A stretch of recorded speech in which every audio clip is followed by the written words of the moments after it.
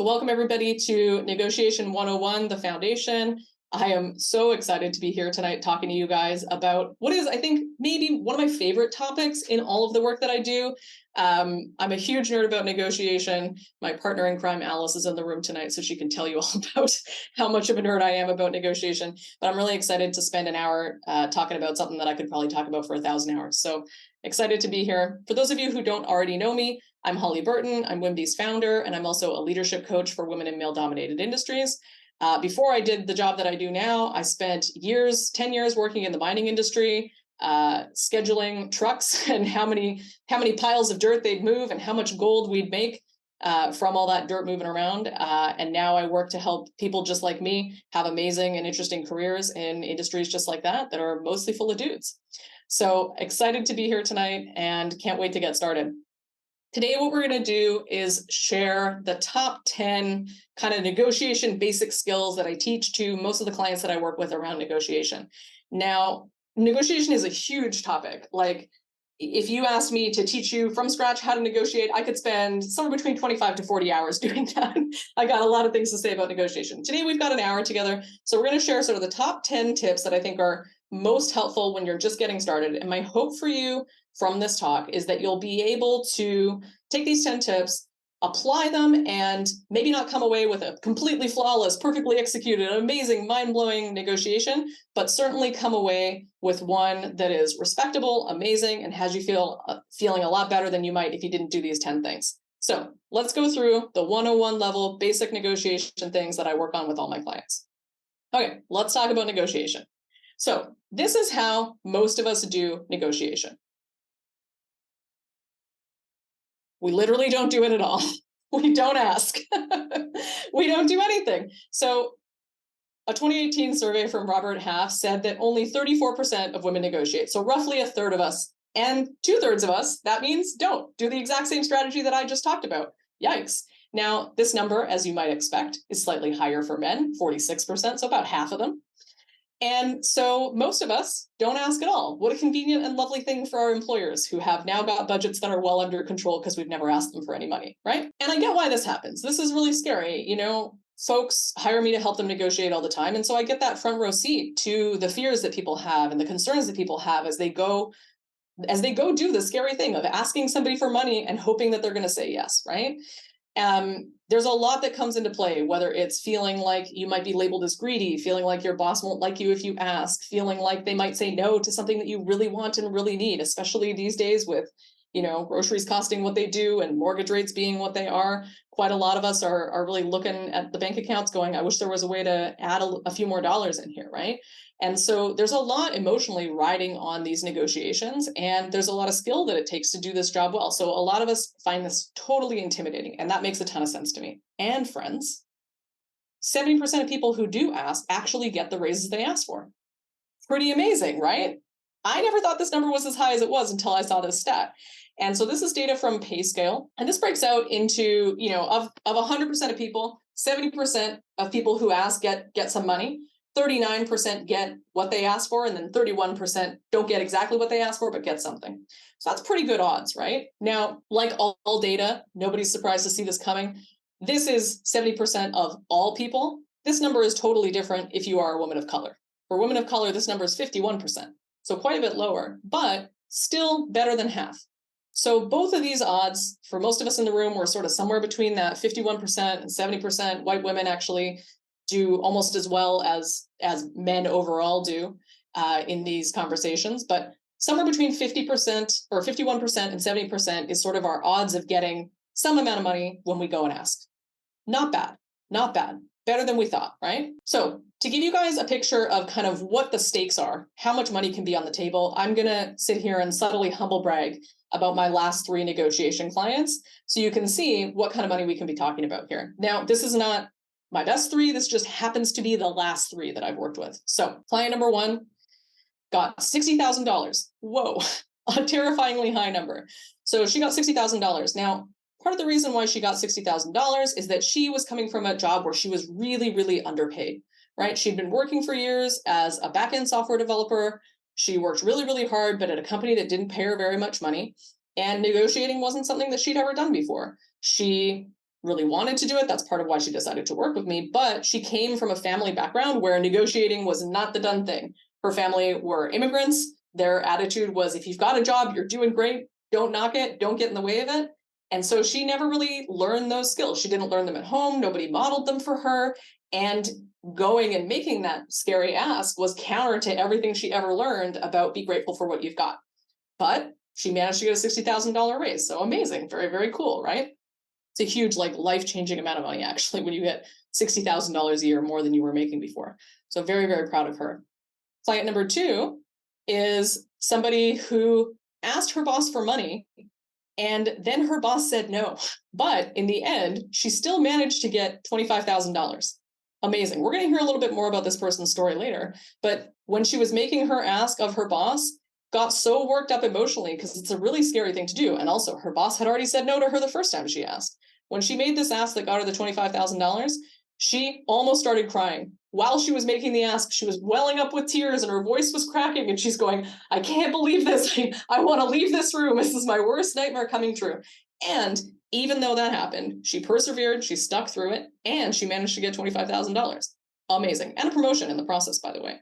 $25,000 and a promotion. Great work. Person number 3 is a long-term executive coaching client of mine who got a new job and then reluctantly went, well, I better text Holly because negotiation's scary and I'm not going to do it on my own, but I know she'll kick my ass and make me do it. So she texted me and said, Holly, we need to talk. I've got a negotiation. She and I spent half an hour on the phone. She got on the call with the people who were offering her a job, spent 15 minutes. 15 minutes later, she had $42,000. Not bad. Pretty good. So part of the reason I'm showing you this $127,000 extravaganza that's sitting here on the screen is to show you, like, most of us aren't asking, right? The ones of us who do actually have relatively good odds of getting a yes. These folks have all gotten yeses. And the amount of money that they're getting, it's not $20. It's not $500. It's usually measured in fives or tens of thousands of dollars, right? These are large sums of money. And so I want to say to you what I say to all of my clients at the end of the day, which is that this is the best hourly rate you are ever going to make these conversations, right? When I have conversations with clients, like especially that first one, who are going, oh, I'm really nervous. I'm not sure how I can have this conversation or if I can have this conversation. Maybe it's not worth it. I feel too stressed out. I'll say to them, listen, this conversation at most is going to take you like an hour, right? It might be multiple conversations, but you're not going to spend 6 hours back and forth around this, right? So let's imagine that I just called you up out of the blue and I said, hey, I've got a deal for you. You're going to spend, let's say, 15 minutes on the worst phone call of your life. It's going to be so awkward. You're going to want to crawl out of your skin. You're going to despise it. Every instant you are going to want to leave. And at the end of it, I'll give you $40,000. Would you take that deal? I mean, the answer is yes. 15 minutes of awkwardness for $40,000? Of course I'm in, right? And nothing really bad ever happens. It just feels icky. It's a great deal. So this is some of the best hourly rate on your discomfort you will ever get in your life. So I highly, highly recommend that as long as you feel safe enough to do it, go ahead, make the ask. So lesson number 1 here in our 10 lesson plan is ask. Make sure you're one of the 1/3 who asks and not one of the 2/3 who doesn't. Okay, so we're going to negotiate. Y'all probably already decided that before you got here anyways. I mean, you're at a talk about negotiation, so it would be weird if you came not planning to do that. But even if you had any doubts now, we're really convinced we're going to do it, Holly. We're going to negotiate. Amazing. Okay, so we're going to use 2 main ingredients. First, the ask that we have, whatever it is that we're asking for. In this case, we're going to talk about salary, but asks can be all kinds of things. Maybe it's more vacation. Maybe it's more resources for your team. Maybe you're negotiating about being put on a certain project or getting a certain title. In this case, we'll talk about salary. So you've got your ask, and then you've got the rationale, right? Most of us don't just get to come in and say, I'd like $200,000, please. Drop the mic and then wait for the yes. We usually add a little more detail about why we think that's the right number. So we'll need a rationale as well. Okay, so let's start with the ask. So just like we did before, this is how most of us do it. When I talk with my clients who've hired me for negotiation, they universally say, I just want what's fair. I say, how much money do you want to make? And they say, well, I just want to make what's fair. Who here has said that? I know I've said it. It's incredibly, incredibly common to just say, yeah, I just want what's fair, Holly. Or they say, well, my current salary is, and then they name whatever their current salary is. So what do you notice about these 2 statements? I just want what's fair and my current salary is. We're avoiding naming a number. There's no numbers in any of this, right? These are both neat little ways to kind of not have to actually confess to the number that we want, right? So the problem with this is that it reduces our credibility. and it gives away all of the power in the negotiation. If you get into a negotiation and you can't name a number, or you just say, I want what's fair, they don't really take you very seriously because you haven't been able to just ask for it straightforwardly. But also, that allows them entirely to set up whatever they want the number to be the number that they be, because you've never actually challenged them on it, right? So you give away all the power you have to create the outcome that you want and cede it to them when you don't name a number. So not ideal. I understand why we do these things, because it allows us to feel a little less demanding, but has some negative side effects. So lesson number 2 is you have to name a number, a real one with a dollar sign in front of it and a specific one. And by the way, not your current salary. Even though that's a number, it doesn't count.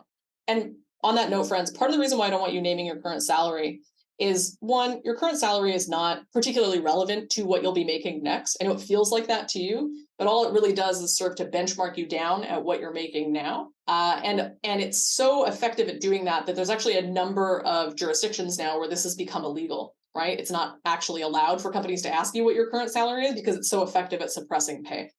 So it's okay for you to think about your current salary, but please God, don't say it out loud in a negotiation.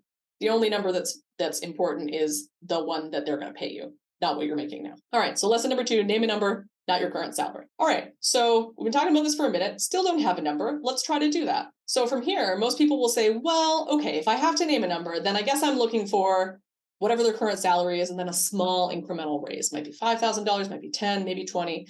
But universally, my clients start small, right? Or they say, well, I think they'll be able to give me this, or I think I can get away with this, or the most I'll be able to get is blah. Anyone here ever said one of these 2 statements? I'm looking for just a tiny little raise, or I'm pretty sure I can get blah, blah, blah. I've said these. I see a few nods, definitely. So what we're doing here is we're keeping small to avoid a no, right? Because no's are scary. That's, for most people, their worst nightmare going into a negotiation, other than maybe crying in the middle of the negotiation. The last thing that we want is to go make the big brave ask and then have somebody go, sorry, no $40,000 after this 15 minutes of awkwardness. Instead, it's 15 minutes of awkwardness for $0, right? So we tend to lower what we ask for in the hopes that we'll just get an automatic yes. All we're doing is doing their job for them. It's their job to tell us no. It's their job to fight with us about what we should get, right? We shouldn't bring our ask down ahead of time. They're supposed to be the ones bringing our ask down, right? So an important lesson here for y'all is to never negotiate for the other side. I want them, it's fine for me if they don't want to pay you the number that you're asking, but I don't want you to do that work for them, because we never know how this can go. I've seen a number of negotiations where somebody's made the ask. It's clear that the other party doesn't really want to do it, but they're so overcome with awkwardness or they don't know how to counter the argument that they just agree. If that's true, that's great news for you. Don't get in the way of that. Don't make it so that their life is easier. Don't do their job. Don't negotiate for the other side. Let them actually say no to your high-achieving, adorable, wonderful face that doesn't like to be disappointed. Make them break your little heart. It's going to be hard for them, and they might not do it, and then you'll win, okay? So never negotiate for the other side. All right, friends, here we are, all the way down the rabbit hole, still no number. We still need a number. Oh my goodness. Okay, so we're going to do some homework here, right? Because most of us don't just come out of thin air with a number, right? Showing up knowing exactly what we want. So we're going to do a little bit of homework ahead of time. Now, for most of you, I imagine that you're expecting that this list is going to say, go out in the world and find out what other people are getting paid, right? But the first thing on this list, very, very intentionally, is think about what you actually want. Not what you can get, not what you can get away with. We already talked about those. We're not going to negotiate for the other side, but what you want. So I want you to really think about some questions like, what number would make you positively delighted to take this job? What number could you live with for the next 4 years if you never got another raise other than cost of living? What number would have you take this job and not go, you know what, I can live with this. I can survive. I'll be okay. What number would have you go, heck yeah, I'm excited to show up to work? Most of us, when we answer this question, we actually come at it from that place of like, this is what I could survive with. This is what I could barely get by with. I could tolerate a number like blah. I want you to think beyond what you can tolerate and into what you actually want. The number that you actually ask for is going to be the number that you want, plus a little extra, because there's going to be room to play in the negotiation, right? You'll go back and forth. You might not get exactly what you asked for at the beginning. You might get something lower, right? What we don't want to do is start with an initial ask that we can barely tolerate and then go down from there. We want to start at something we like, a little bit higher, and then come down from there, right? So we're going to start with what you actually want. Dream as big as you can. And that's the first data point that matters. Because if we don't do that, we're just setting ourselves up for some resentment. From here, we're going to start looking externally. Well, kind of externally. External to us, internal to our company. If you're working in a job right now, especially if you're doing a negotiation for a raise or within your role, but you've just been performing really well and you want your pay to be a little bit higher, I want you to start with the internal salary bands. So not every company has these, but most companies, especially if they're, relatively mature or a little bit larger, will have some kind of salary banding where they say, if you're a senior software engineer, we're going to pay you between this much money and this much money. And if you're a manager, we're going to pay you between this much money and this much money. There's going to be a band that they say, anybody in this role should fit inside of this narrow little bit of payment that we've defined, right? So it's really important to know what those bands are for a couple of reasons. One, that's an important benchmark for you of what's going to be possible internally, but also companies put a lot of effort into determining what these are. They go out and do research and they participate in salary surveys. So they're often really well informed by market data. So it's a cheap way for you to get your hands on that because salary surveys are of that caliber are often not available to you. Internal salary bands can be really useful at informing sort of where the boundaries of the negotiation might be on their side, but also in getting a sense for like what's out there in the market. So take a look at the internal salary bands. Now, one more thing I'll say about that is at some companies, these are incredibly transparent. There are some companies where this is just published on the internal, like the company intranet or something like that, and available through HR. And then there are other companies who guard this like the recipe for the 11 herbs and spices of KFC. It's like the recipe for Coca-Cola. Like you'll never find out. It's the most important thing that they've ever had. So, know that sometimes this can be a sensitive question, depending on your organizational culture or not. I would advise you that even if this is something that's not readily available, go ask. All they're going to do is say no. Sometimes they'll say yes. You'd be shocked at what my clients figured out with nosy questions that they shouldn't have known.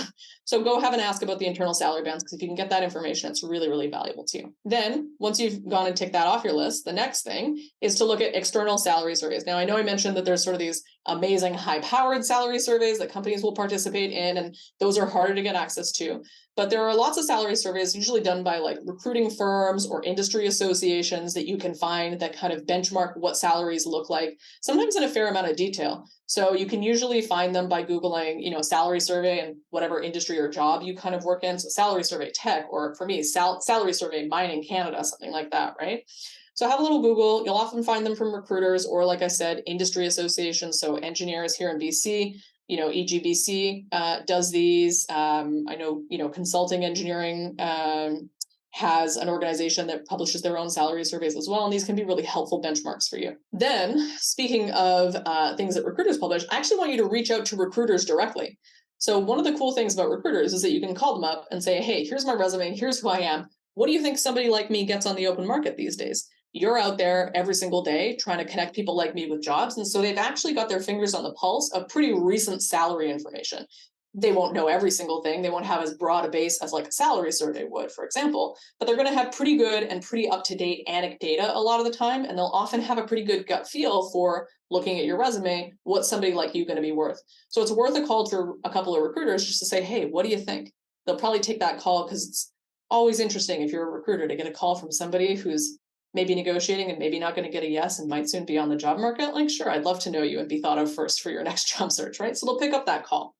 So give a call to recruiters. And while you're at it, try to go generate some job offers. One of the best sources of how much would the world pay me is to just go find out. Go do some interviews. Even if you don't take the jobs, go do some interviews, see what people would actually offer. Occasionally, you'll get some really compelling offers and you might switch jobs, but other times you'll get some data, or you'll get some really interesting leverage to go back to your employer with when you say, listen, I'd love to stay here, but so-and-so's offered me $20,000 a year. Would you like to keep me or not? So go out and generate some job offers if you can. That's a great way to get some data on this and maybe a bit of leverage. And then finally, my favorite recommendation, the one that my clients end up spending the most time on by far, is gossip. Gossip, gossip, gossip, like your life depends on it. So you're going to call up all your friends that you know in the industry and ask them either directly, hey, what are you making? Or what were you making when you were at this kind of job, right? Or if that's a bit of a high flame ask, because I get how it can be, people don't always want to share directly their salary. You could ask things like, hey, I'm about to negotiate my salary and it's for this kind of role. what is the salary that you think is reasonable for that type of role, given what you've seen in the industry? So you could ask that way, or you can say, I'm interviewing for this kind of role. My research says that the right kind of range for this is, between X dollars and Y dollars. Does that match with what you've seen, or would you say it should be something else? Or you might even say, what have you seen other people get paid for roles like this? So there's a bunch of different ways that you can sort of ask people without asking people, like, what are you making or what do you know, right? So go out and ask everybody, all your friends, everybody that you've worked with that you think you could have this question with reasonably, go ask them. If there's somebody who, if you're getting promoted into a new job and you know somebody who's done that, go ask them. Go ask them what they got paid, how hard it was to do with HR, what they know about the salary bands. Like, get any piece of information you can from any source that you can. Gossip, gossip, gossip.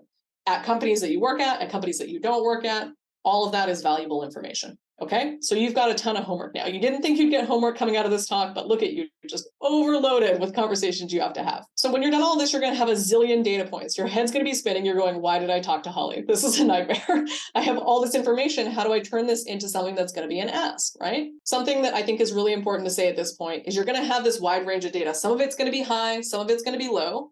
But you only have to share what helps you. Just because you've discovered information doesn't mean that you should share it with the other party that you're negotiating with. Remember what we said earlier, right? Don't do their job for them.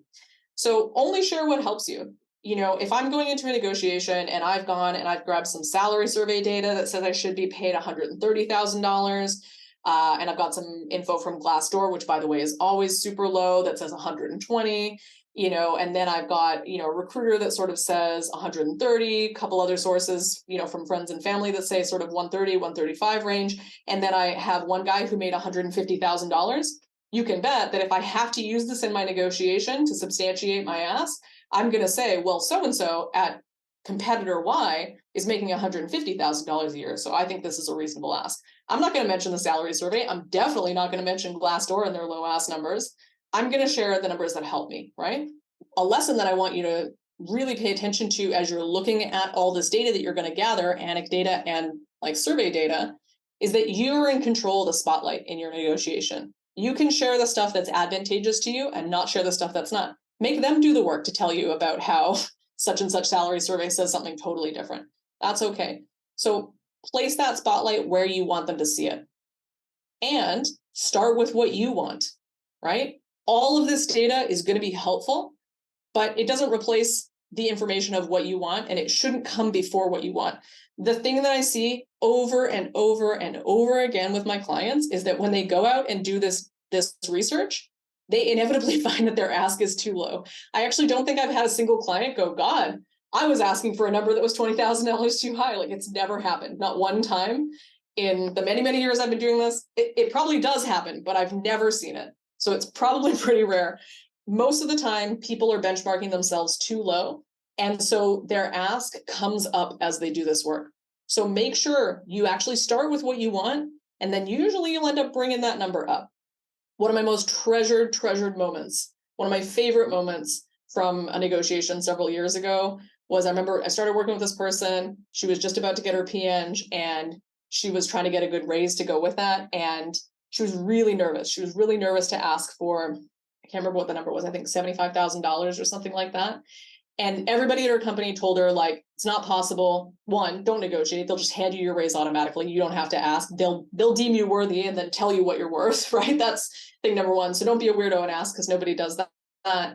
But also, the raise is going to be teeny tiny. It's not a big money thing. You get your PNG, but who cares? It's just going to be like a little extra, right? That was the pervasive narrative. Like the gossip, she did a lot of gossiping, and the answers were all terrifying initially, right?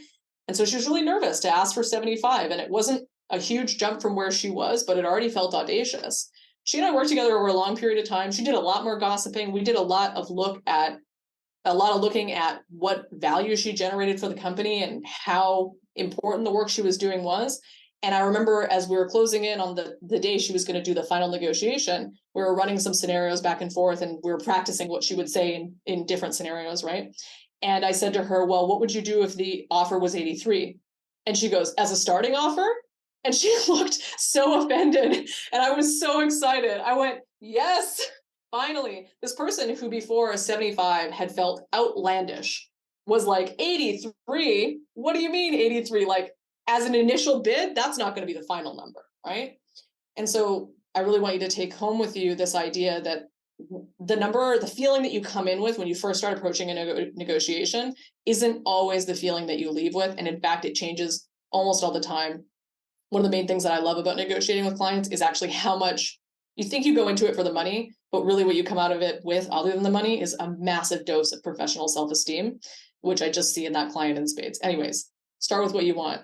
83 initial offer, my favorite quote ever. I've got it on a post-it note by my desk. All right, so we finally arrived at a number. We've got an ask, right? Whatever that number is, the number that we truly want, the number that we've, looked around and gossiped about and found is, somewhat reasonable, and it's what we're going to lead with. Now we got to justify it. Now we've got to give them some kind of reason why the heck we're asking for this giant number that previously was terrifying to us. Okay, so I'm going to run you through a little example here. So those of you who have attended my presentations before might know this example because I use it all the time. It's such a delicious example. But we're going to talk about my very good friend Sabrina. So Sabrina is somebody that I used to work with back in the ye olden days when I was a mining engineer.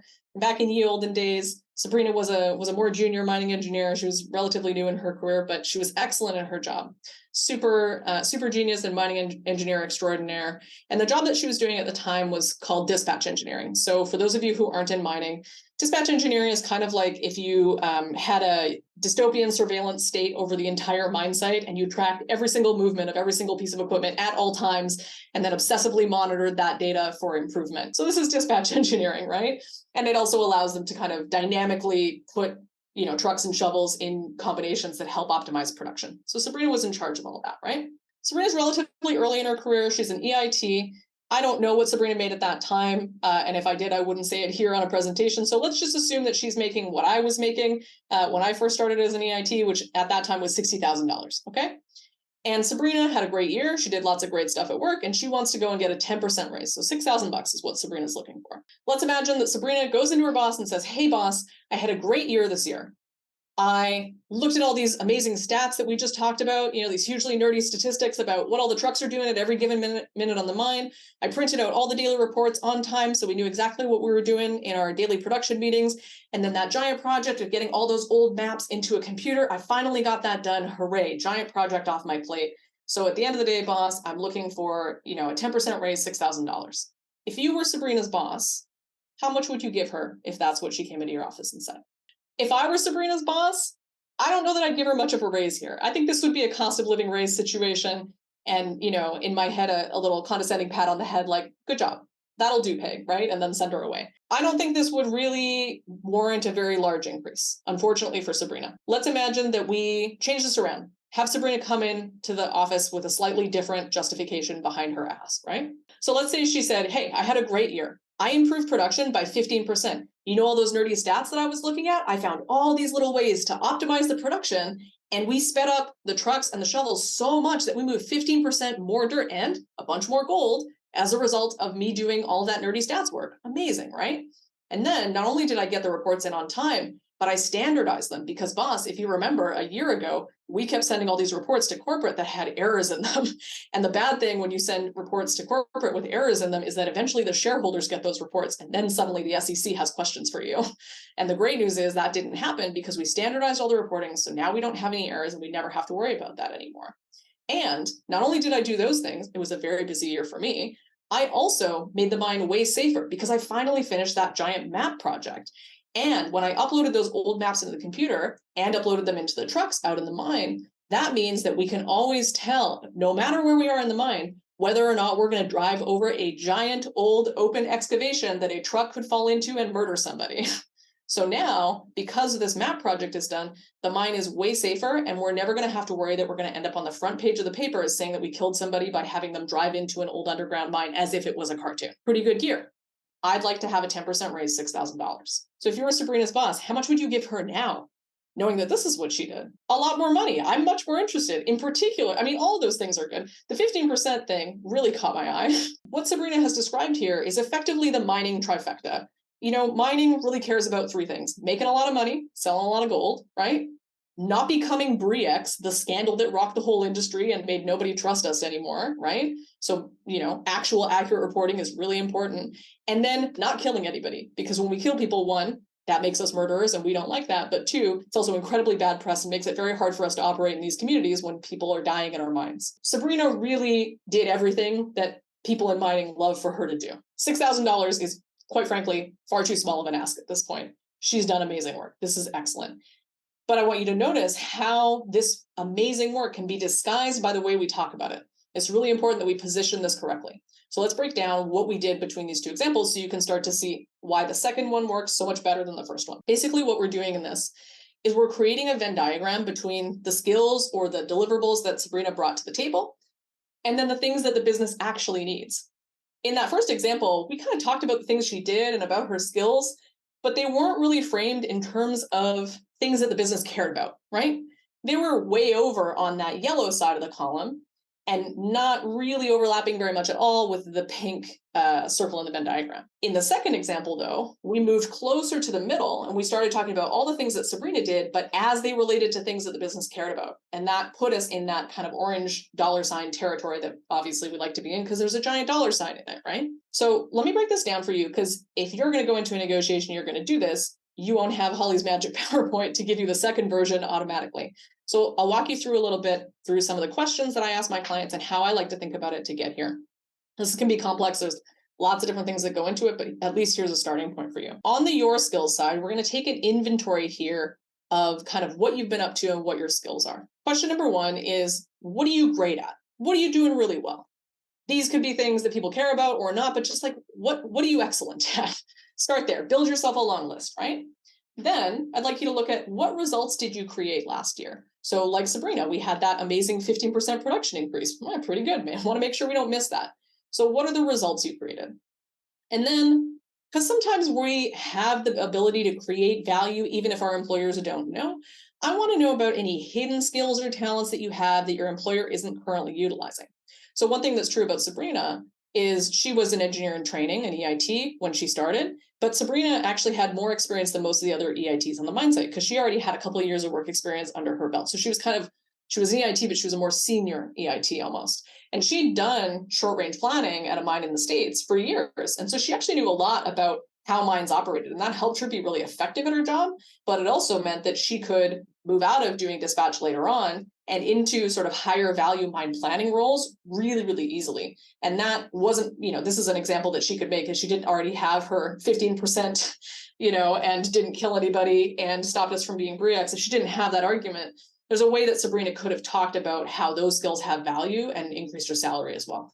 So sometimes these hidden skills, even if you're not using them, can actually be incredibly important. Step one is to take an inventory about everything that sits over in that yellow circle of your skills. Then we're going to switch attention to the other side and look at the business needs. So here we want to think about what really matters to the business, right? We talked earlier about, like, if you're a mine, it's like, don't do fraud, don't kill anybody, make a lot of money, right?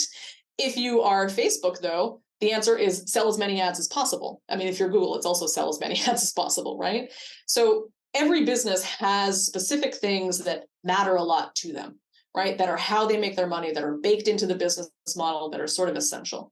I want you to sort of think about what really matters to the business that I'm in, for the company that I work for. And then I want you to look at that company specifically and go, well, what are the strategic priorities we have over the next little while? So something that I'm hearing all the time these days with everybody I work with in my leadership coaching in tech is like the pivot to AI. Everyone's pivoting to AI, right?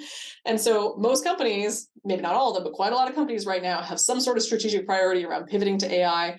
Or if they're not doing that, at least addressing the way that AI is going to change their industry, because it's a huge focus for everybody right now, right?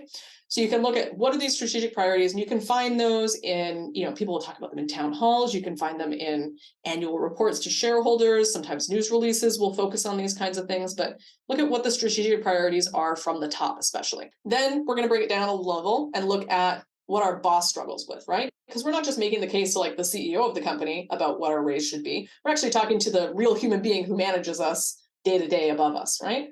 So then I want you to think, okay, what does your boss struggle with? Both from a business perspective, like, maybe it's really, really hard to get a good velocity. If he's a software development manager, it's really hard to get good velocity on the team and get a lot of software out the door, right? Maybe that's a key area of struggle. But it might also be that he's overworked and overwhelmed and, is up until 8 o'clock at night working all the time. And maybe there's a way that his biggest need right now is just less work, right? So what does your boss struggle with, both in terms of business, but also in terms of them as a human? And then finally, and relatedly, what problems are causing them the most pain? Something that we haven't really talked about yet, but we're drawing this Venn diagram, this little overlapping Venn diagram, right? And the dollar signs, the most dollar signs are right smack in the middle of that. You want to have things that are the most painful, the most important.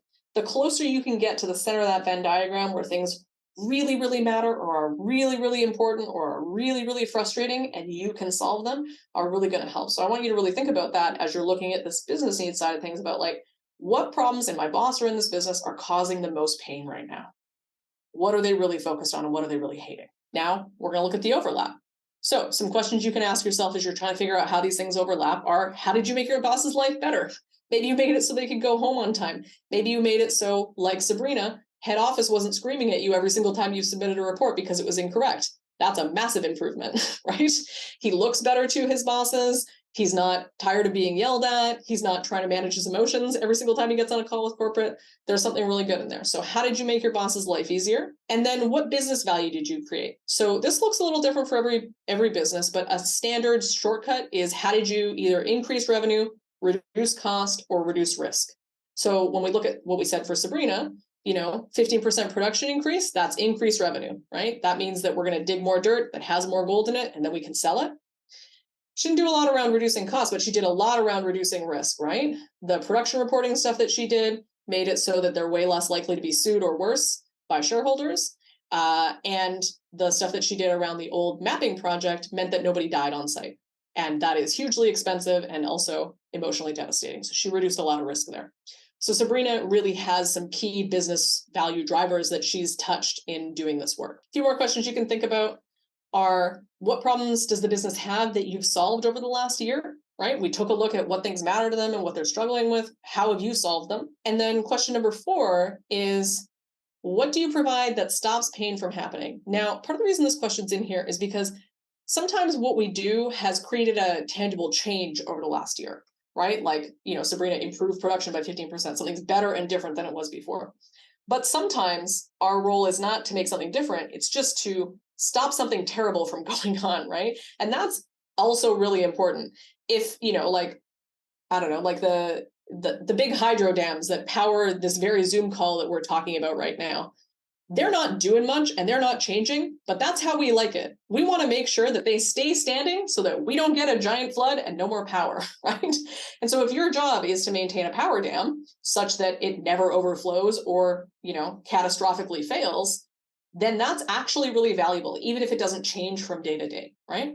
So it's really important to think not just what have I done that changed things, but what have I done that stopped something terrible from happening just by the fact that my job exists?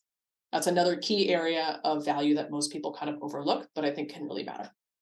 Okay, so those are a couple of places that you can look as you try to build your Sabrina version rationale for why you're going to ask for, in Sabrina's case, much more than $6,000, right? This is the model, friends. Sear it into your brains, take a photo, write it on a Post-it note, as I have right here on my desk at all times, because I talk about it so often with my clients.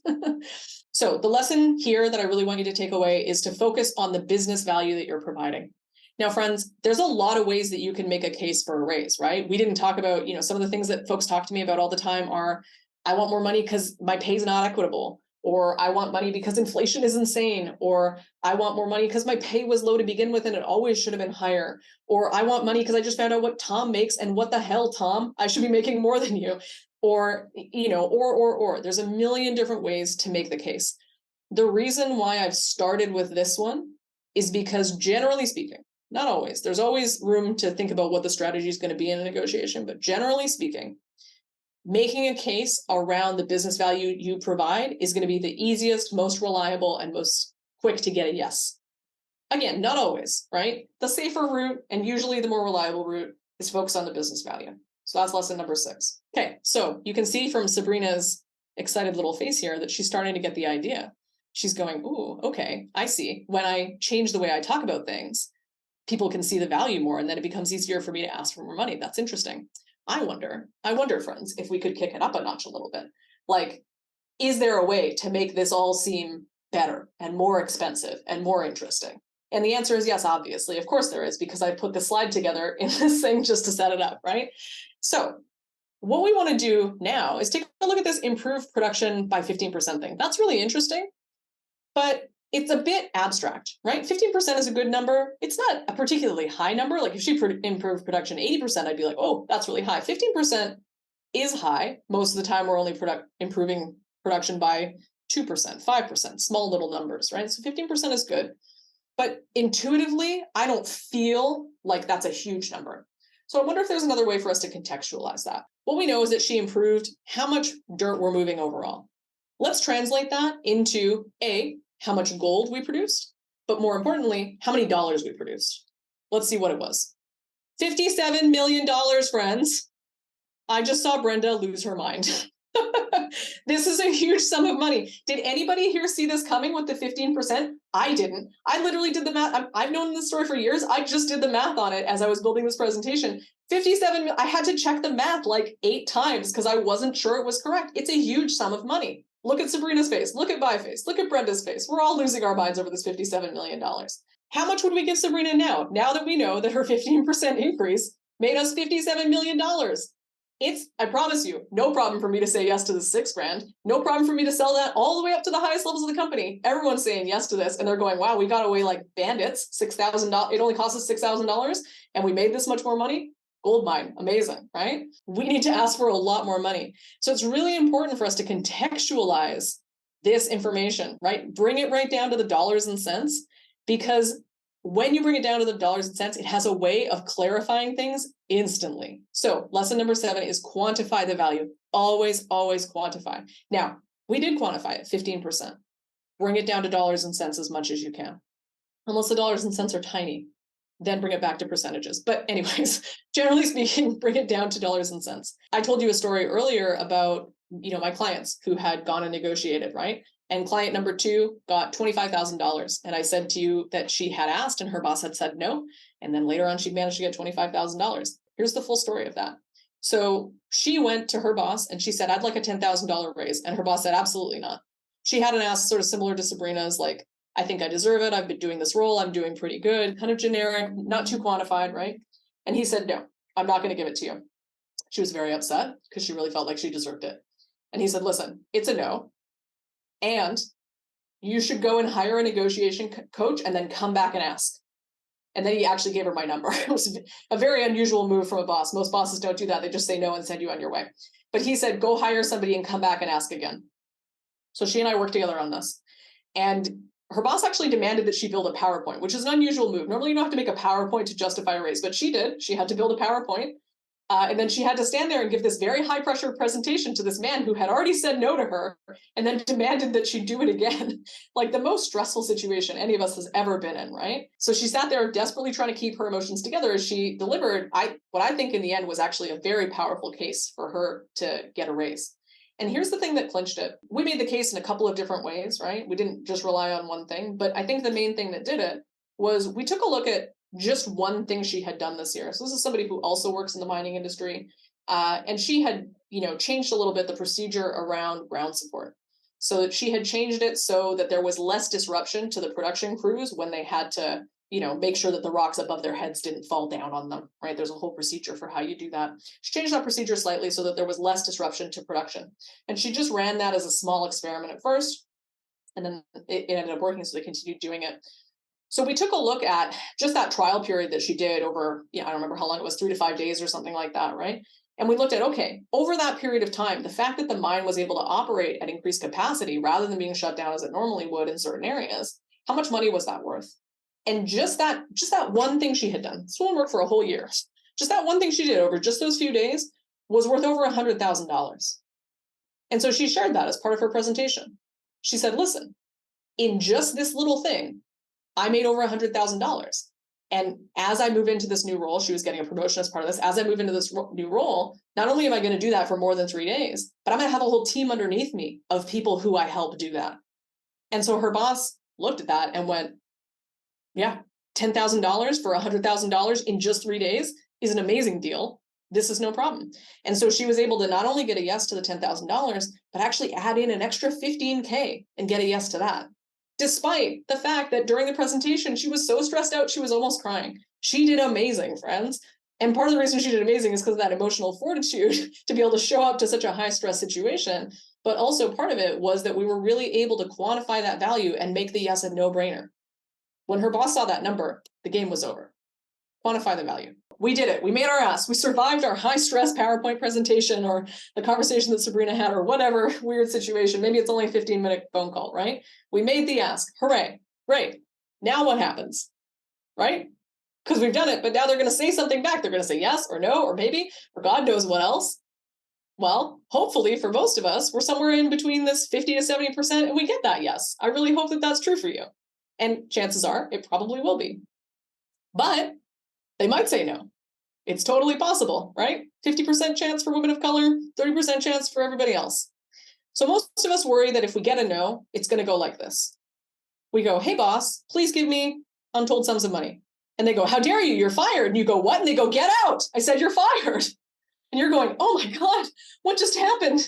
Holly said this was going to be easy and now I've lost my job. Ugh, so stressful.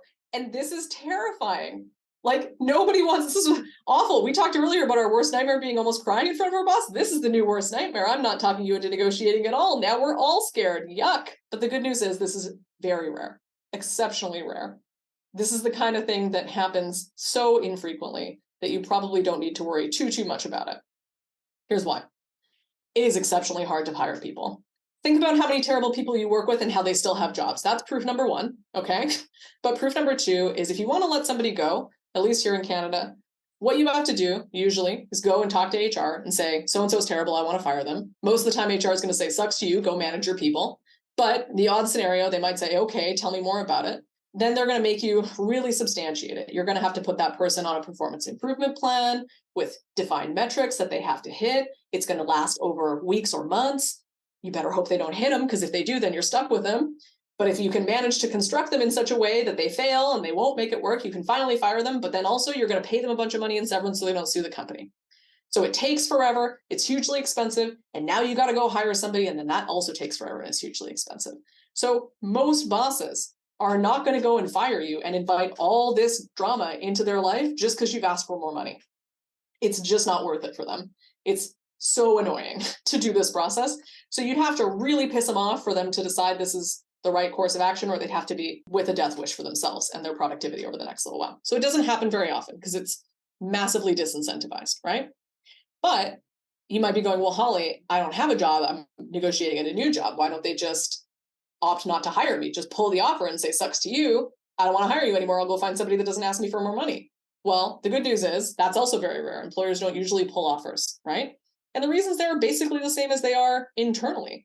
Because if they've gone through the process of interviewing and they've decided it's you, you're the one I love, I want to hire you, I can't wait to, have you as my employee, and then we'll, be incredibly productive together and just have a great time at work.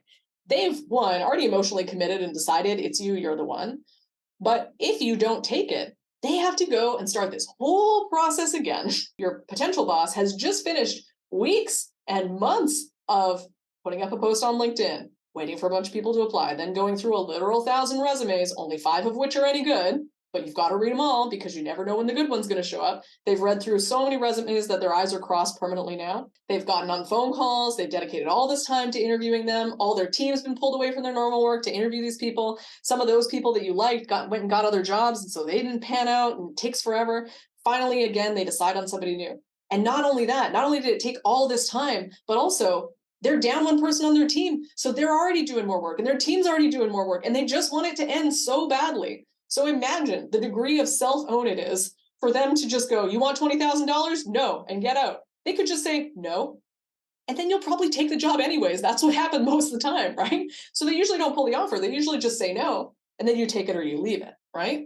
But it's very rare for them to actually invite this chaos into their life by saying, sucks to you, you're out. We'll find somebody else. We'd rather start over. It's just so much work.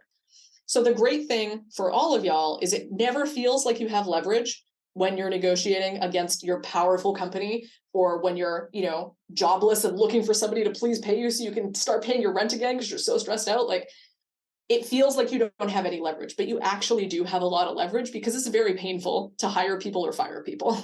So just know that this is actually far less common and your job is safe, probably, most likely. I can't guarantee it, but odds are this is unlikely to be the case for you. And I want to say, friends, like, I trust all of you in this room. I trust your judgment.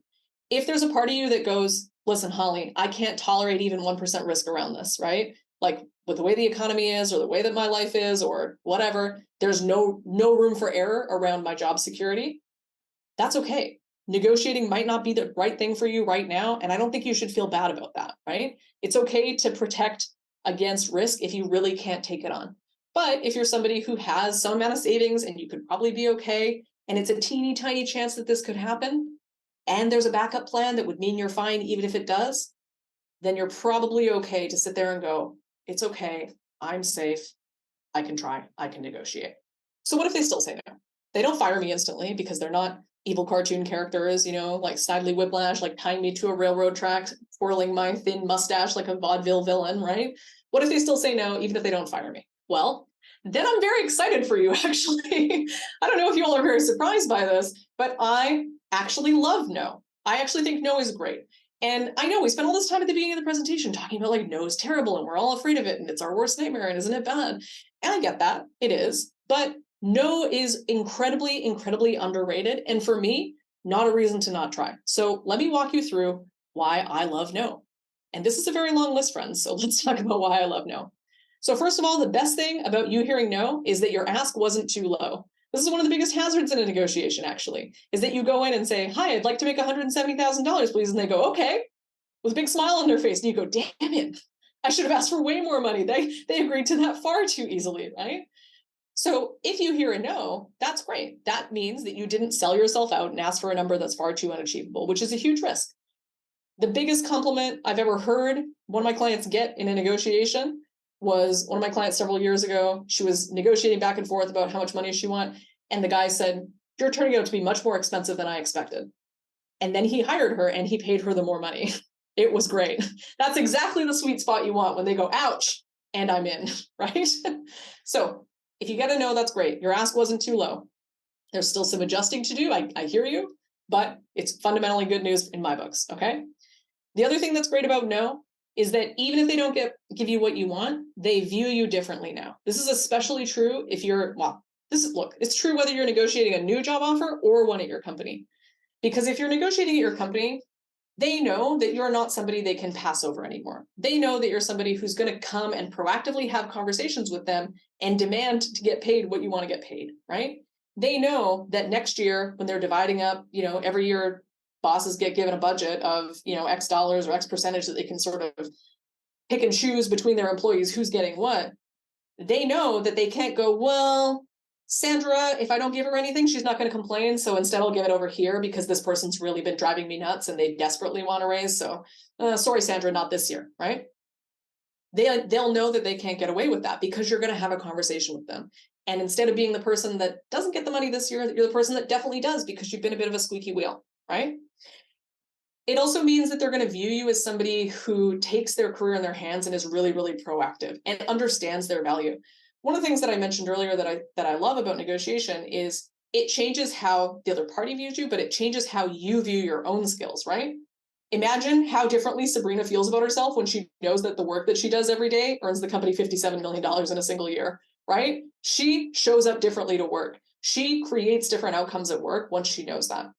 So they will view you differently and you will behave differently, fundamentally. Going through this process of preparing an ask and making a negotiation makes you show up differently. So you'll be seen differently even if you get a no. And I think that's great. Also, something that I know about no that makes me fall in love with it is that no now doesn't mean no forever. There's a huge amount of difference. There's a huge spectrum of things that no can mean. No might mean, no, we don't have the budget because we're waiting for our approval next year and then there's going to be raises then. No can mean, no, we're never going to have the budget. We're closing the company in 2 months. No can mean, no, I don't think you're really worth that much money and your skills aren't quite there yet. If that's it, that's really important for you to know, right? No could mean, hey, I really think you're worth it, but Tom asked me last week and I already gave my budget to him. So now what? I guess we'll have to do you on the next cycle. No can mean all kinds of things, even more than that list I just gave you. Lots of different options, but there's a huge variability of what no can mean that isn't no, and there's no chance for you ever. So there's lots and lots of place of possibility, even when you hear a no. The other thing that I love about it is that no is crucial information, especially if you're in the situation that I just mentioned where they go, no, I don't think your skills are worth it. Think about it. There's only two ways this can go. If your boss thinks you're not worth more money, or maybe you're not even worth the money you're getting now, hope not, that's dicey.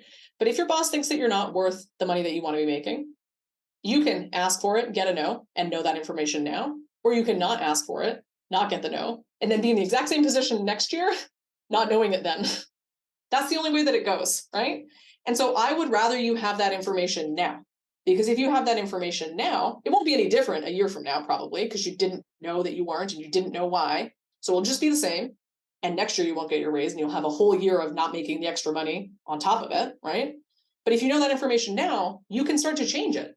Either you can change the way you show up at work, you can change the type of projects you focus on, or you can argue with your boss to change their perception of your work, or you can argue with your boss to change the metrics that he's using to decide whether or not that's the important thing to measure you on, because he might be wrong about that, right? If there is a no that is related to how you're showing up at work, that's essential information for your career and you want to know it now. Now is better than later. So I love no for that reason, because it helps you construct what the new version of you that's going to get a yes is going to be. On that same note, part of the reason I love no is because it creates an amazing space for you to start asking questions.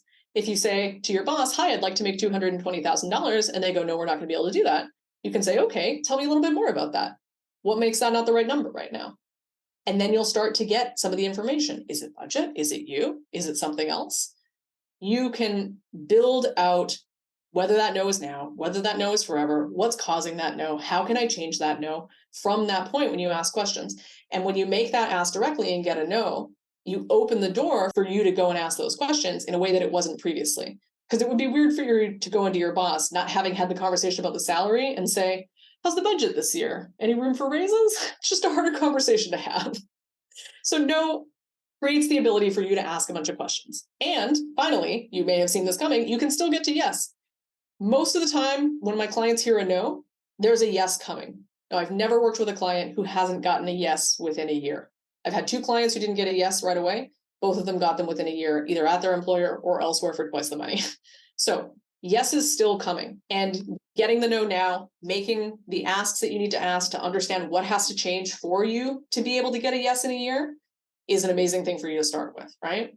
And so some questions that you can ask that will help put you on that path to yes are, okay, my goal is to make $220,000. What would you need to see out of me to be a yes to paying me for that, right? And then you can make a plan with your boss and go, okay, well, I need to do this kind of project. I need to show off this kind of skill.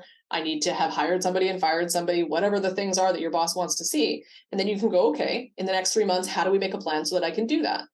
And then how will you support me so that I'm successful in doing that? And then when you inevitably do those things and are successful because you created that plan with your boss, then you get to go to your boss and go, look, I did the thing on your checklist. Let's check it off together and remember that we've done it. And then a year later, when the whole list is checked off, you get to go, you already said this would be a yes, and we've already done it. How convenient. Let's talk about that $220,000. You'll probably do it a little differently and less cheeky, but still, that's the conversation that you get to have. And isn't that a good conversation? It's not uncommon for negotiations to happen in more than one part, more than one conversation. No's are not a bad thing. They happen all the time, and they can be really helpful moving you forward. Especially, this is true if you are not just asking for more money for what you're doing now, but if you're trying to get a promotion. You'll see this more often than not, where negotiations will stretch over multiple review cycles or multiple budget cycles for a variety of internal company reasons, or maybe related to your own skill set.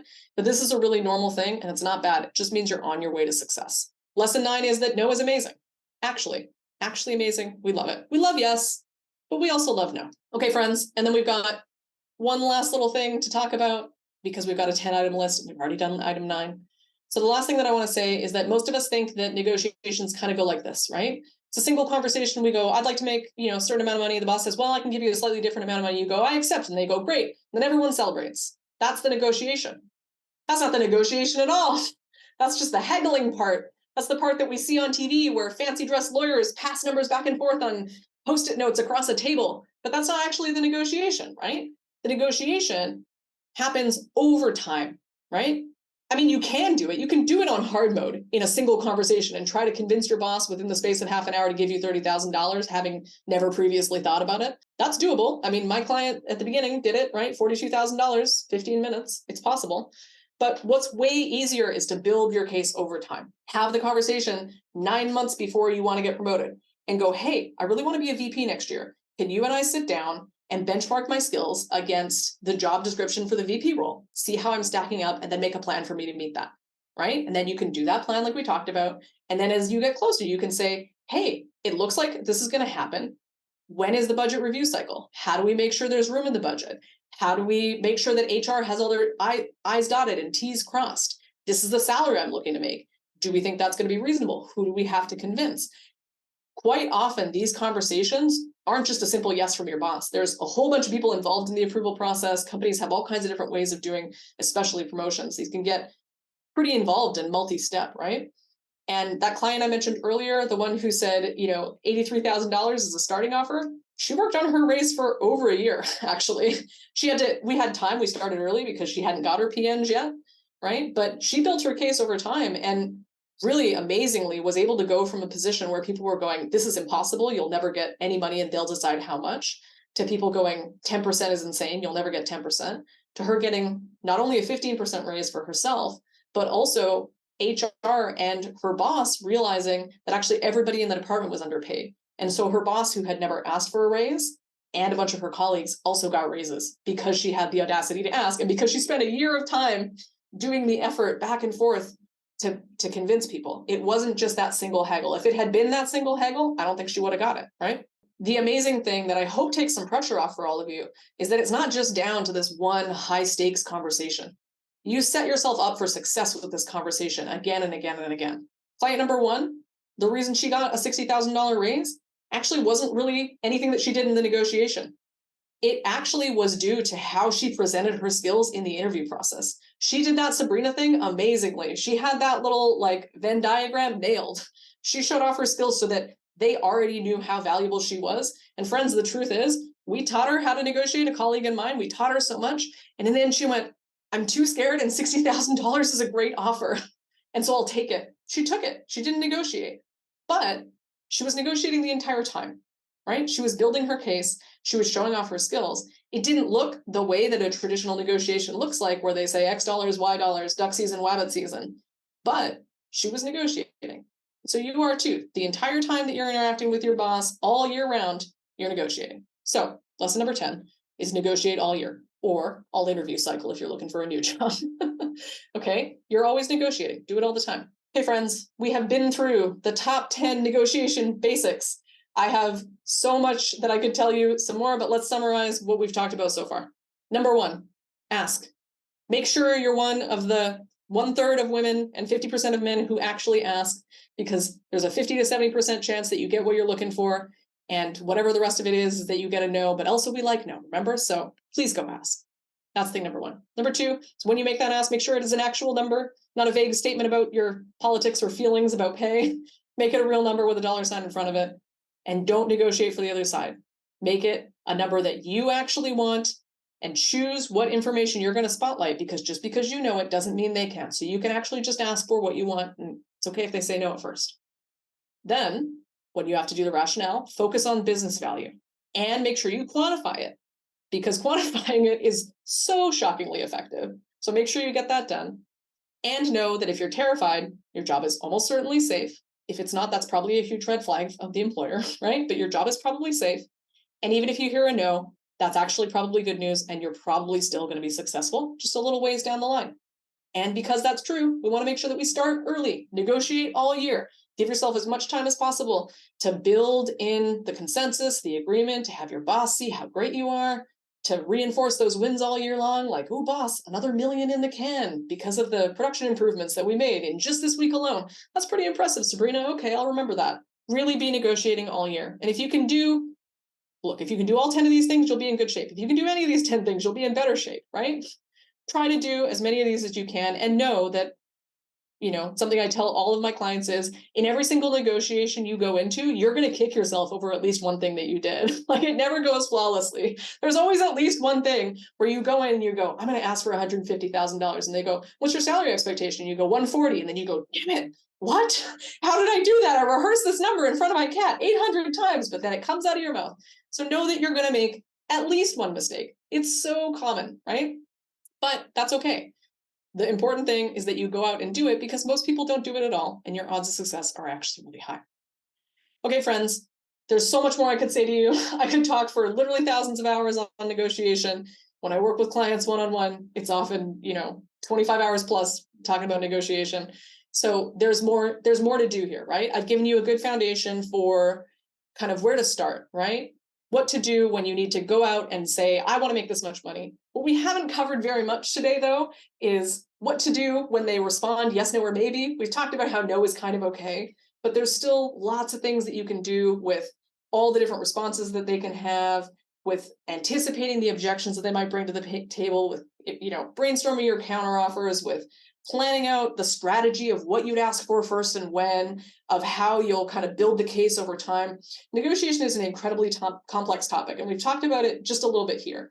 But I hope that what we've talked about here is helpful for you, and you can go out and create some amazing results for yourself, because I actually think you really can with these tools. I think these are really, really helpful. If you want to have some more support around learning how to negotiate, there's two ways you can do that with me. One way is through an amazing group program I run called the Game Changing Year. We teach negotiation as part of that and a bunch of other skills that'll help you have a better title, better pay, and better results in 2024. Sasha and me, my colleague who run this program, are running a special sign up right now until December 15th for anybody who can get their hands on a little last minute 2023 budget. We love to run this sign up now so you can get a little bit of budget from this year and get a little budget from next year and then make it all funded and cheaper from your company. Feel free to sign up for that or take a look. It's at thegamechangingyear.com.